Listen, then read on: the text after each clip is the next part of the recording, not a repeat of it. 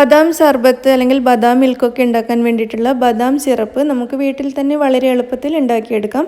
ഇത് ഉണ്ടാക്കി വെക്കുകയാണെങ്കിൽ നമുക്ക് കുട്ടികൾക്കൊക്കെ നല്ല ഹെൽത്തി ആയിട്ടുള്ള ബദാം സർബത്ത് ഉണ്ടാക്കി കൊടുക്കാം. കാരണം നമ്മളിത് വീട്ടിൽ നിന്ന് ഉണ്ടാക്കുന്നതുകൊണ്ട് ഇതിലൊട്ടും മായം ചേർക്കുന്നില്ല, മറ്റുള്ള ഒന്നും തന്നെ ചേർക്കുന്നില്ല. അതുകൊണ്ട് തന്നെ കുട്ടികൾക്ക് നല്ല തണുപ്പോട് കൂടിയിട്ട് വേനൽക്കാലത്ത് നല്ല ഹെൽത്തി ആയിട്ട് ഉണ്ടാക്കി കൊടുക്കാൻ പറ്റിയ ഒരു ബദാം സർബത്താണ്. അതുപോലെ നമുക്ക് വീട്ടിൽ പ്രായമുള്ളവരുണ്ടെങ്കിൽ, തണുപ്പൊന്നും പറ്റാത്തവരുണ്ടെങ്കിൽ അവർക്കിത് ചൂടോട് കൂടിയിട്ട് ഉണ്ടാക്കി കൊടുക്കാനും പറ്റും. ബദാം മിൽക്കായിട്ട് ഉണ്ടാക്കി കൊടുക്കാനും കഴിയും. ഇത് ഉണ്ടാക്കിയിട്ട് ഈ സിറപ്പ് ഉണ്ടാക്കി നമുക്ക് ഫ്രിഡ്ജിൽ 1 വർഷം വരെയൊക്കെ കുപ്പിയിലാക്കി വെച്ച് കഴിഞ്ഞാൽ കേടുകൂടാതെ 1 വർഷം വരെയൊക്കെ സൂക്ഷിക്കാം. അപ്പോൾ വളരെ എളുപ്പത്തിലുള്ള ഈ ബദാം സർബത്ത് ഉണ്ടാക്കാൻ വേണ്ടിയിട്ടുള്ള ബദാം സിറപ്പ് എങ്ങനെയാണ് വീട്ടിലുണ്ടാക്കുന്നത് നോക്കാം. ഇതിന് വേണ്ടിയിട്ട് ഞാനിവിടെ 1 കപ്പ് ബദാം കുതിർത്തതിന് ശേഷം തൊലി കളഞ്ഞെടുത്തതാണ്. ഒരു 6 മണിക്കൂർ കുതിർത്ത് വെച്ചിട്ടുണ്ടാവും. അതിനുശേഷം മുഴുവൻ ബദാമിൻ്റെയും തൊലി കളഞ്ഞെടുത്തിട്ടുണ്ട്. ഏകദേശം 70ഓളം ബദാം ഉണ്ടാവും ഇത്. അപ്പോൾ ഈ ബദാം നമുക്ക് ഒരു മിക്സിയുടെ ജാറിലേക്ക് ഇട്ട് കൊടുക്കാം. എന്നിട്ട് ഇതിലേക്ക് വെള്ളം ചേർത്ത് കൊടുക്കാം. ഞാനിവിടെ 2 കപ്പ് വെള്ളം ഈ ബദാമിലേക്ക് ചേർക്കുകയാണ്. എന്നിട്ട് ഇത് നന്നായിട്ടൊന്ന് അരച്ചെടുക്കാം. നല്ല പേസ്റ്റ് പോലെ അരച്ചെടുക്കുക. ബദാം ഇവിടെ നന്നായിട്ട് അരച്ചെടുത്തിട്ടുണ്ട്. ഇനി ഒരു വലിയ പാത്രം എടുത്തിട്ട് അതിലേക്ക് 4 കപ്പ് പഞ്ചസാര ചേർക്കാം. ഈ സിറപ്പിന് നല്ലോണം പഞ്ചസാര ചേർക്കണം, അല്ലെങ്കിൽ ഇത് പെട്ടെന്ന് ചീത്തയാവും. നല്ല മധുരത്തോട് കൂടിയിട്ട് ഉണ്ടാക്കുകയാണെങ്കിൽ നമുക്ക് കൂടുതൽ കാലം സൂക്ഷിച്ച് വെക്കാൻ കഴിയുള്ളൂ. മാത്രമല്ല നല്ലോണം പഞ്ചസാര ഇട്ടിട്ട് സിറപ്പ് ഉണ്ടാക്കുകയാണെങ്കിൽ നമുക്ക് പിന്നെ സർബത്ത് ഉണ്ടാക്കുമ്പോൾ വേറെ മധുരം ചേർക്കേണ്ട ആവശ്യമില്ല. ആ സിറപ്പ് മാത്രം പാലിൽ ചേർത്ത് കൊടുത്താൽ മതി. അപ്പോൾ 4 കപ്പ് പഞ്ചസാര ഇതിലേക്ക് ചേർത്തിട്ടുണ്ട്. ഇനി ഇതിലേക്ക് 2 കപ്പ് വെള്ളം ചേർക്കാം. ഇനി നമുക്കിത് അടുപ്പത്തേക്ക് മാറ്റാം. ഇതിൻ്റെ തീ ഓൺ ചെയ്തിട്ടുണ്ട്. അടുപ്പത്തേക്ക് മാറ്റിയ ഉടനെ ഒന്ന് നന്നായിട്ട് ഇളക്കി കൊടുക്കുക. എന്നിട്ട് നന്നായിട്ട് തിളക്കാൻ വേണ്ടി നമുക്ക് വെയിറ്റ് ചെയ്യാം. നന്നായിട്ട് തിളച്ച് പഞ്ചസാരയൊക്കെ മെൽറ്റായി ചെറുതായിട്ടൊന്ന് ഇത് കട്ടിയായിട്ട് വരണം. ഇതിവിടെ തിളച്ച് തുടങ്ങിയിട്ടുണ്ട്. ഇടയ്ക്കിടെ ഇതുപോലെ ഒന്ന് ഇളക്കി കൊടുക്കുക. പഞ്ചസാര മുഴുവൻ മെൽറ്റായിട്ട് സിറപ്പ് ചെറിയതായിട്ടൊന്ന് തിക്കായി വന്നിട്ടുണ്ട്. നമ്മൾ കയ്യിൽ എടുത്ത് നോക്കുന്ന സമയത്തൊന്ന് ഒട്ടിപ്പിടിക്കുന്ന പോലെ തോന്നണം. ആ ഒരു പാകമാകുമ്പോൾ നമ്മൾ അരച്ച് വെച്ച ബദാം ഇതിലേക്ക് ചേർത്ത് കൊടുക്കുക. ഒറ്റനൂൽ പരുവൊന്നും ആവണ്ട. നമ്മൾ ഇങ്ങനെ തൊട്ട് നോക്കുന്ന സമയത്ത് ഒന്ന് ഒട്ടിപ്പിടിക്കുന്ന പോലെ തോന്നിയാൽ മതി. ആ സമയമാകുമ്പോൾ ബദാം ചേർത്ത് കൊടുക്കണം. എന്നിട്ട് ഇതുപോലെ ഇടയ്ക്കിടെ ഒന്ന് ഇളക്കി കൊടുക്കുക. ഈ ബദാം നന്നായിട്ട് തിളച്ച് അല്പം ഒന്ന് കുറുകി വരണം. തീരെ വെള്ളം പോലെയല്ല, അല്പം ഒരു തിക്കായിട്ട് നമ്മൾ ഷർബത്തൊക്കെ കടയിൽ നിന്ന് വാങ്ങിച്ചാൽ ഉണ്ടാവുന്നില്ല, അല്പം ഒന്ന് തിക്കായിട്ടാണല്ലോ ഉണ്ടാവുക. അതുപോലെ ആ ഒരു പാകത്തിൽ ആവുന്നത് വരെ നമുക്കിത് തിളപ്പിച്ചൊന്ന് വറ്റിച്ചെടുക്കണം. ഇതിപ്പോൾ തിളച്ച് നന്നായിട്ട് വറ്റാൻ തുടങ്ങിയിട്ടുണ്ട്. ഈ സമയത്ത് നമുക്കിതിലേക്ക് 1 ടീസ്പൂൺ നിറയെ ഏലക്കായ് പൊടിച്ചത് ചേർത്ത് കൊടുക്കാം. ഏലക്കായ് നിങ്ങളുടെ ഇഷ്ടത്തിനനുസരിച്ച് കൂട്ടുകയോ കുറക്കുകയോ ചെയ്യാം.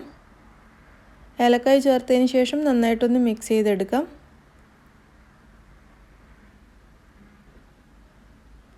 എന്നിട്ട് വീണ്ടും നന്നായിട്ട് തിളച്ചൊന്ന് വറ്റുന്നത് വരെ വെയിറ്റ് ചെയ്യാം. ഇടയ്ക്കിടെ ഇളക്കി കൊടുക്കാൻ മറക്കരുത്, അടിയിൽ പിടിച്ചു പോവും.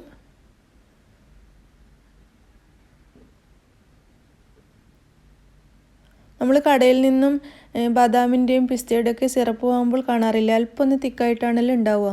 ആ ഒരു പരുവാകുന്നത് വരെ നമുക്കിതൊന്ന് വറ്റിച്ചെടുക്കണം. ഇതിവിടെ റെഡി ആയിട്ടുണ്ട്. നമുക്കിത് അടുപ്പത്തുനിന്ന് മാറ്റിയിട്ട് തണുക്കാൻ വെക്കാം. തണുത്തതിന് ശേഷം നമുക്കിത് അരിച്ചെടുക്കണം.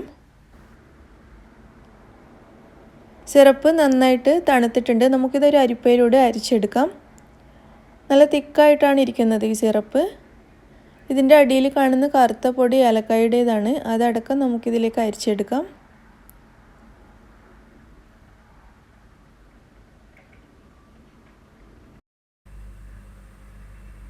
സിറപ്പ് മുഴുവനും അരിച്ചെടുത്തിട്ടുണ്ട്. ഇതിനി നമുക്ക് ബോട്ടിലേക്ക് മാറ്റാം.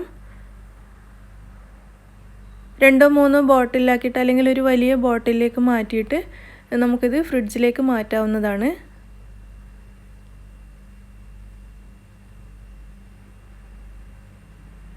ഞാനിത് ബോട്ടിലേക്ക് മാറ്റിയിട്ടുണ്ട്. ഇതൊരു ചെറിയ ബോട്ടിലാണ്. ഇതുപോലത്തെ 3-4 ബോട്ടിൽ കൊള്ളാനുള്ള അത്രയും സിറപ്പ് ഞാൻ ഉണ്ടാക്കിയിട്ടുണ്ട്.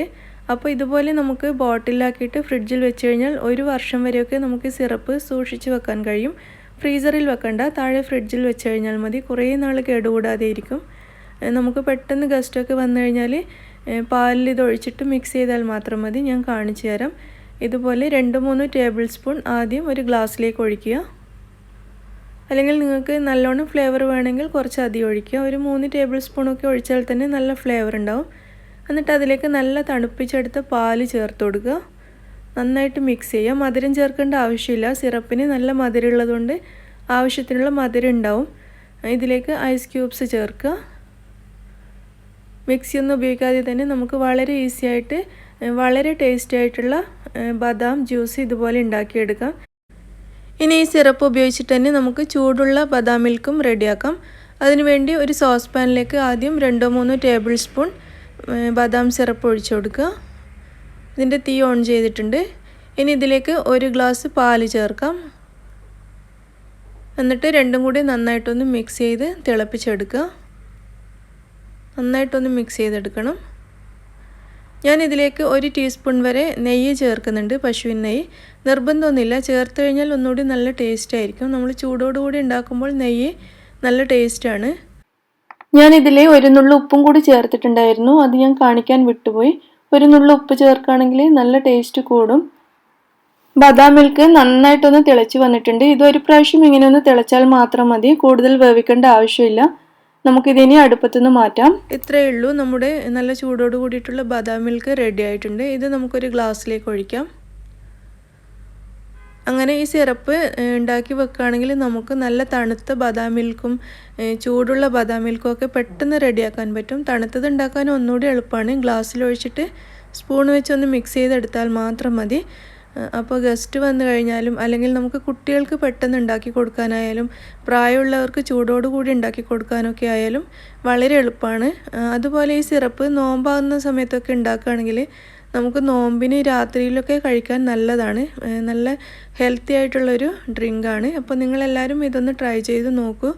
നിങ്ങൾക്ക് തീർച്ചയായും ഇഷ്ടമാവും. ഇഷ്ടമായിട്ടുണ്ടെങ്കിൽ വീഡിയോ ലൈക്ക് ചെയ്യാനും ഷെയർ ചെയ്യാനും മറക്കരുത്. നിങ്ങൾ എൻ്റെ ചാനൽ ഇതുവരെയും സബ്സ്ക്രൈബ് ചെയ്യാത്ത ആളാണെങ്കിൽ പ്ലീസ് സബ്സ്ക്രൈബ് ചെയ്യണം. നിങ്ങളുടെ അഭിപ്രായങ്ങൾ തീർച്ചയായും അറിയിക്കണം. താങ്ക്